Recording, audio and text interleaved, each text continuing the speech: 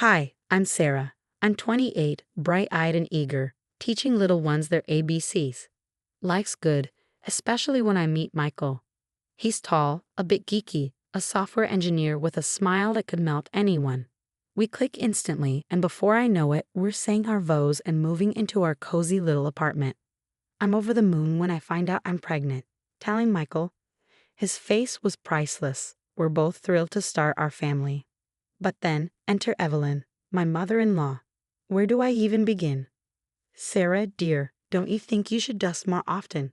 She'd say, swiping a finger along our bookshelf. Or, Michael always loved my pot roast. I'll have to show you the recipe sometime. It's like nothing I do is ever good enough for Queen Evelyn. One day, I'm in the kitchen making lasagna, and here comes Evelyn, gliding in like she owns the place. Oh, Sarah, she tuts, eyeing my dish. Is that how you layer it? No wonder Michael's losing weight. I grit my teeth. Evelyn, I appreciate the advice, but this is how I make it. Well, if you say so, dear. I just want what's best for my son. And Michael? He's as helpful as a chocolate teapot when it comes to standing up to her. She means well, Sarah, he'd say, shrugging. Let's just keep the peace, okay? My best friend Lisa, though, sees right through it. Over coffee one day, she says, Girl, this Evelyn situation is toxic. You need to set boundaries before it gets worse. I stir my latte and sigh. I know, but Michael loves her. I don't want to cause trouble. It'll get better, right? Lisa gives me that look. Sarah, honey, wake up. This isn't going to magically fix itself. Deep down, I know she's right, but I'm stubborn. And pregnant. I should be picking out nursery colors and onesies, not dealing with family drama. So I put on a brave face, telling myself everything will be fine. Once the baby comes, everything will fall into place. Right? Fast forward to the big day. Emily is born via emergency C-section. I'm exhausted, sore, trying to figure out how to be a mom. Emily, though, is perfect. She makes all the pain worth it. One morning, as I'm struggling to get out of bed, I hear the front door open. Wonderful. Hurricane Evelyn blows in, uninvited. Oh my, this place is a disaster, Sarah. How can you let Michael come home to this? I grit my teeth. Evelyn, I just had surgery. The doctor said. Nonsense. When I had Michael, I was up and about in no time. You're just not trying hard enough. Days blur together. Between breastfeeding, changing diapers, and trying to recover, Evelyn's criticism echoes constantly. One afternoon, I'm dozing on the couch with Emily when Evelyn barges in. Sarah, the kitchen is a mess. Get up and clean it now. I blinked, disoriented. Evelyn, please, I'm exhausted. Can it wait? Lazy girl. No wonder Michael looks stressed. He works all day, and you can't even keep the house clean. Tears well up in my eyes. I'm doing my best. I'm in pain, and Emily needs me. Excuses, excuses. In my day, women knew how to be proper wives and mothers. Just then, Michael walks in. Finally, I think he'll step in. Michael, Evelyn says, thank goodness you're home. Look at this mess. Your wife refuses to clean. She's being disrespectful to me and to you. I look at Michael, hoping, praying, he'll defend me. Michael looks uncomfortable, avoiding my eyes. Michael, please, I plead, tell her I need to rest. The doctor said. Don't you dare blame the doctor. Evelyn shrieks. Michael, are you really going to let her speak to me like this after everything I've done for you?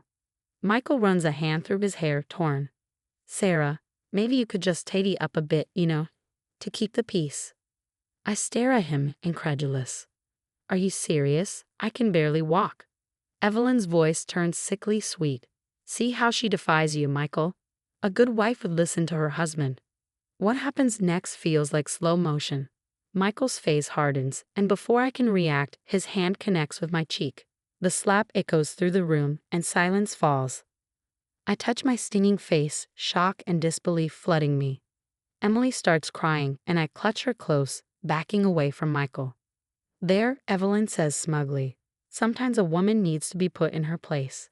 I'm shaking, tears streaming down my face. This can't be happening. I fumble for my phone and dial Lisa's number. Lisa, I need help. Can you come over, please? 20 minutes later, Lisa bursts through the door with her brother, Mark, in tow. One look at my face and Lisa's eyes narrow. What the hell happened here? Mark, always the lawyer, takes charge. Sarah, grab what you need for you and the baby. You're not staying here tonight. As I hurriedly pack a bag, the raised voices from the living room blur together. Michael pleading, Evelyn screeching, and Mark's firm, legal tone standing out among the chaos. Lisa helps me to the car, Emily secured in her carrier. As we pull away, I catch a glimpse of Michael standing on the porch, looking conflicted. Lisa's spare room becomes my sanctuary. Emily and I settle in, surrounded by boxes of hastily packed belongings and a sea of uncertainty. But at least we're safe. You sure you want to go through with this? Lisa asks one morning, watching me fill out divorce papers. What choice do I have? I can't go back, not after that. I reply, the weight of my decision heavy. She nods, understanding in her eyes. Have you thought about therapy? It might help sort through all of this mess. Turns out, she was right. My therapist, Dr. Chen, became my lifeline. In her cozy office, I started to unpack years of manipulation I hadn't even realized I'd endured. Sarah, I want you to start documenting Evelyn's behavior, Dr. Chen suggested one day. Not just recent events, but everything you can remember. As I dug through my memories, a pattern emerged: Evelyn's constant criticism, her way of turning Michael against me. It all started to make a sick kind of sense. One night, unable to sleep, I scrolled through Michael's old Facebook photos. A face caught my eye: his ex-girlfriend, Jessica. On a whim, I sent her a message. Jessica's reply came faster than I expected. Sarah, oh my God. I've wanted to reach out to you for years. Are you okay? We met for coffee, and the floodgates opened. Jessica's story mirrored mine in so many ways. Evelyn's criticism, the manipulation, Michael's inability to stand up to his mother. It was like she had this hold over him. Jessica explained, stirring her latte. I couldn't take it anymore. I had to get out. As we talked, my phone buzzed. Michael again. I silenced it, ignoring his pleas for forgiveness. He keeps saying he'll change, I confided to Jessica, but I don't think I can ever trust him again. She reached across the table, squeezing my hand. Stay strong, Sarah. You're doing the right thing. Back at work, trying to find some normalcy, I found an unexpected ally in James, a fellow teacher. Rough night? He asked one morning, noticing the bags under my eyes. Before I knew it, I was spilling everything. James listened without judgment, offering a shoulder to cry on and practical advice. My sister went through something similar, he shared. It's tough, but you're tougher. And hey, if you ever need someone to watch Emily so you can take a breather, I'm your guy. As the weeks passed, I felt stronger. The Sarah who had let Evelyn walk all over her was fading, replaced by someone who knew her worth. And with every small victory, every peaceful night with Emily, every day I didn't cave to Michael's begging, I knew I was on the right path. The day of the court hearing arrived, and I stood before the courthouse with a mix of dread and determination swirling in my stomach. This was it, the day everything would change. You've got this, Lisa whispered, squeezing my hand as we walked inside. My lawyer laid out our case, presenting evidence of emotional abuse and that fateful slap. I held my breath, waiting for the judge's decision. Full custody granted to Sarah, with supervised visitation for Michael. Relief washed over me. Emily was safe. We were free. As we left the courtroom, a familiar voice called out, Sarah, can we talk? I turned to see Michael's sister, Amy. I had always liked her, though we were never close. I need to tell you something, Amy said, her voice quiet. About Mom, about everything. Over coffee, Amy spilled years of family secrets, Evelyn's manipulation, the wedges she had driven between siblings, partners, friends. I should have spoken up sooner, Amy said, tears in her eyes. I'm so sorry. Sarah nodded, her voice steady. I'm willing to testify if it helps. Amy's testimony was the final nail in Evelyn's coffin. The family rift that followed was ugly but necessary. Some sided with Evelyn, but many, seeing the truth at last, chose to cut ties. Months passed, and I threw myself into work, finding solace in my students and the daily routine. A promotion to lead teacher came as a surprise, but a welcome one. You deserve it, James said, his smile warming something inside me that I thought had long been broken. Then came the news of Evelyn's downfall.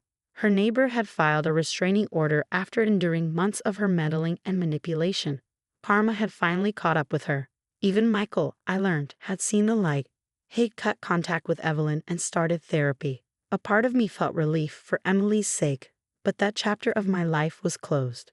Inspired by my own journey, I started a support group for survivors of family abuse. Sharing our stories, finding strength together, it became a lifeline for so many women, just as it had for me. And through it all, James's support never wavered. Movie nights with Emily, surprise lunches at work. Slowly, cautiously, our friendship grew into something more. "I'm not rushing you," he said one night, his hand gently resting on mine. "We've got all the time in the world." Before I knew it, Emily was turning 5. Her birthday party was everything I had dreamed of: laughter, love, and not a toxic influence in sight. "Mommy, can I open my presents now?" Emily bounced with excitement. "Go for it, sweetie," I laughed, catching James's eye across the room. His wink sent butterflies fluttering in my stomach. Michael showed up briefly, a chastened man, bearing gifts and apologies. I accepted both with grace, thankful for the peace we have finally found. As the party wound down, I stood on the porch watching the sunset. 5 years ago, I could never have imagined this life, the strength I'd found, the love I built, the toxic ties I cut. Every step of the journey had led me here. "Penny, for your thoughts." James appeared beside me, wrapping his arm around my waist. I leaned into him, smiling, just thinking how far we've come. How good life can be when you surround yourself with the right people. He kissed my forehead softly, to new horizons. I nodded, my heart full. To new horizons. Inside, Emily's laughter rang out, a sweet reminder of all I had fought for. The road hadn't been easy, but standing here now, I knew every struggle had been worth it. This was our happy ending, or rather, our happy beginning. Now I've got a question for you. Do you think Sarah should have given Michael a second chance after he slapped her, considering Evelyn's manipulation? Or was leaving the right call? Share your thoughts in the comments below. Your experiences and opinions matter, and they might help someone going through a similar situation. If this story resonated with you, hit that like button and subscribe for more real-life stories and discussions. Let's keep the conversation going.